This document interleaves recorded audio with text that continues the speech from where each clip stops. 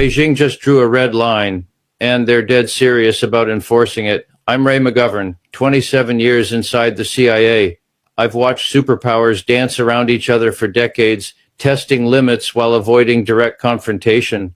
But what's happening with China's ultimatum over Venezuela represents something I've never seen before: a nuclear power openly challenging American military action with demands that could trigger World War III. This isn't diplomatic protest.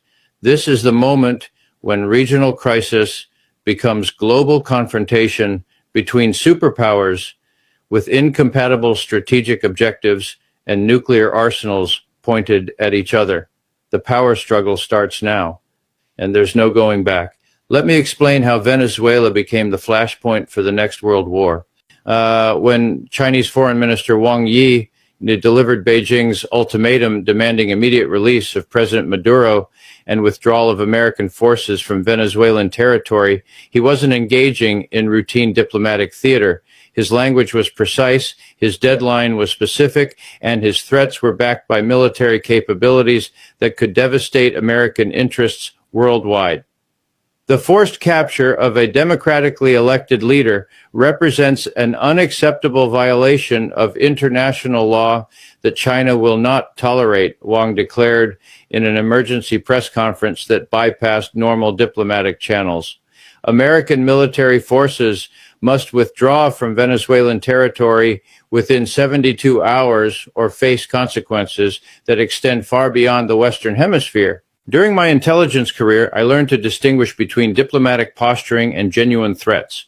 Wang's ultimatum contains specific language that signals Chinese willingness to escalate beyond economic retaliation toward military confrontation if American forces remain in Venezuela.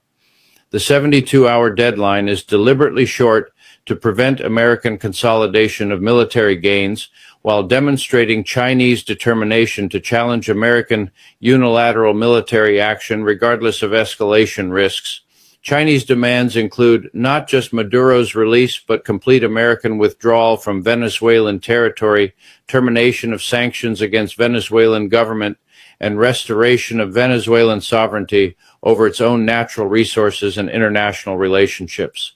These demands are non-negotiable because they address core Chinese strategic interests in maintaining alternative power centers that resist American hegemonic dominance while protecting Chinese investments that represent future economic security.